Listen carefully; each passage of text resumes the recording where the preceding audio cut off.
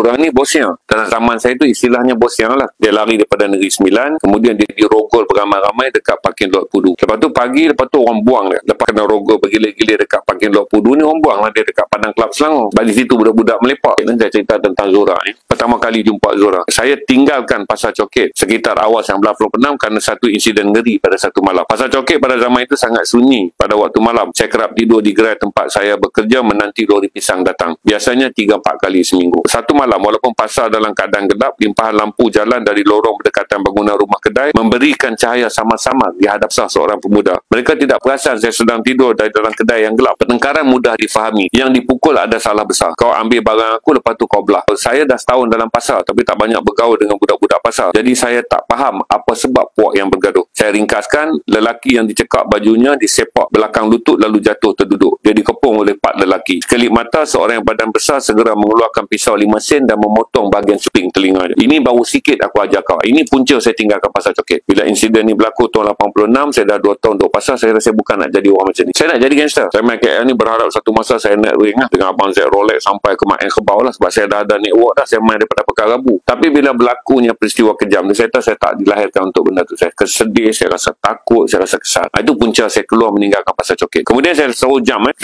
saya tinggalkan dunia pasar dan memilih jadi hippie. Hippie ni kutu lepak lah. Ketika merayau dan bercampur dengan segala macam orang di jalan Kuala Lumpur, akhirnya saya dibawa oleh sekumpulan hippie tinggal di sebuah kawasan setinggan di Segambut. Bilik naif dengan dinding papan berlantaikan tanah. Ada 4 atau 5 bilik sederet. Di depannya ada sebuah kedai runcit. Saya okey tidur di tikar atas tanah. Bilik ada 5-6 orang yang dipenuhi oleh straw heroin dan bekas kapsul pil Element 5. Di situ saya kenal Zura. Dia budak yang lari dari rumah dan mengikuti Black dan Lat, 2 senior lewat 20-an yang mengetuai bilik berlantaikan tanah. Saya kenal Lat dan Black setelah bergaul dengan geng hippie di Padang Kelab Selangor. Cuma berkawan saja dan saya tahu mereka adalah peragut bermotosikal. Jadi ada kewaspadaan. Masa saya menumpang di bilik berlantaikan tanah, Zura ada di situ. Saya pasti di mana Lan dan jumpa Zura. Ikatan saya sedikit mengadut. Kata Lan, dia jumpa adik ini merayau di Kaulut. Itu dekat dengan Padang Kelab Selangor, di belakang Jalan Tar. Saya berusia 19 tahun waktu itu, sedang mengalami masalah keyakinan diri yang teruk. Jadi saya mudah gabrah dan sangat pasif pada perempuan. Walaupun bilik berlantai tanah sangat kecil, saya tak pernah berbuat dengan Zura pada 2 ataupun 3 hari yang pertama. Tapi dia pelawar saya makan kalau ada makanan. Black dan Lan selalu keluar. Hanya tinggal saya, Zura dan 2 lagi kawan yang melepak dalam bilik itu tanpa kerja. Zura nampak murung, nampak sangat ketara. Suasana dunia dan hidup bertaburan di jalanan serta terlalu ramai dikelilingi lelaki adalah satu tekanan berat untuk seorang gadis berusia 14 tahun yang tiada pilihan dan telah lari dari rumah. Kesnya jelas, ayahnya penagih dadah. Dia stres sebab selalu ponteng sekolah kerana masalah keluarga. Disebabkan bilik terlalu sempit, saya kerap melepak di luar rumah. Di luar ada bangku panjang bawah pohon rendang. Bolehlah datak duduk berlapang-lapang. Jarak 15 kaki daripada pintu bilik. Ini saya ceritalah sampailah Zura tu. Jadi tuan-tuan bacalah.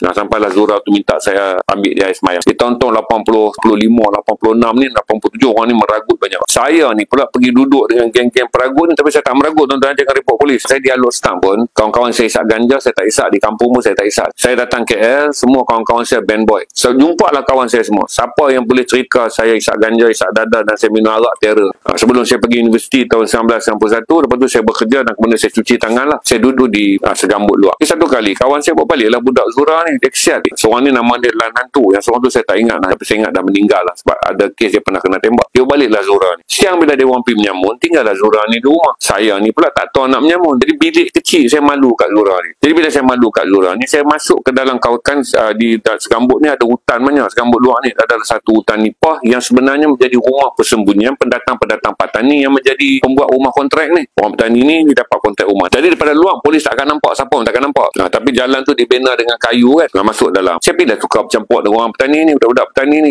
Orang petani ni semua semayang. Dia ni semua semayang waktu. Ingatlah ni miskin. Rumah mereka pun tak ada lampu. Rumah kami pun tak ada lampu. Ini pakai lilin. Rumah mereka pun pakai lilin. Kerana saya nak pergi rumah orang petani ni, saya pun ambil duduk kat tempat. Saya tak mau ambil tempat mereka sebab tempat mereka saya kena pergi lagi belakang. Satu hari, si Zura ni main tanya suruh ajak wuduk. Jadi bila Zura ni main kat saya, dia kata panjang. Dia orang panggil saya panjang lah sebab saya dulu kurus dan tinggi masa umur saya 18 tahun. Hang boleh ajak kau ambil semayang. Dia dengan saya tak bercakap walaupun dia dah duduk rumah tu dekat seminggu dah. Dan saya tahu kalau saya saya ajak dia wuduk pun, dalam tu tak ada telekung. Tak ada telekung pun untuk dia solat dalam bilik bujang yang berlantaikan tanah. Jadi saya tulislah kisah-kisah mana yang saya kata memberikan saya pengajaran. Yang ni saya ambil daripada catatan umur saya sekecil 5 tahun sampailah ke 17 tahun. Okey, saya catat dekat tuan. Main di estate, saya baik dengan budak-budak India di estate tanpa ada prasangka kaum. So banyaklah cerita daripada tempat-tempat masa kecil tu. Bila kita dah tua pencen, saya barulah tahu 10 tahun 20 tahun saya block in live saya ni, orang politik, kawan-kawan saya semualah yang saya kata bersama dengan tahun-tahun ketika kita berjaya. Maka saya ceritalah kata dalam hidup kita kan, kita akan hargai benda-benda yang kita kata kita boleh kaitkan. Saya baik dengan Datuk Tan Sri Nazri macam ni, saya dengan Tan Sri Johan, saya masa Dr. Mazir macam ni, saya dengan Datuk Sri Anwar. Kita akan sentiasa menyebut seolah-olah kita ni selamat dengan berlindung pada peristiwa-peristiwa besar. Sebenarnya ramai daripada kita melupakan peristiwa kecil yang sebenarnya itulah yang melindungi kita. Jadi bila sampai satu masa saya dah pencen, saya pun ceritalah story mak saudara saya cerita story tentang sepupu saya, kawan saya. Saya heran kenapa boleh dapat 20,000 like, kenapa boleh dapat 18,000 like, kenapa dapat 1 million plus. Rupa-rupanya oleh kerana orang ramai mula melupakan tentang sebenarnya kita tak dibentuk oleh kejayaan kita kerana kita berjaya. Maka saya menulislah momen tentang kawan, tentang pak saudara, mak saudara, detik kemiskinan. Apa saja yang saya kata sebenarnya seluruh daripada benda yang kita cuba lupakan, yang seluruh yang kita abaikan adalah sebenarnya benda-benda yang sangat berjasa pada kita. Saya tulis tentang semuanya tentang good value.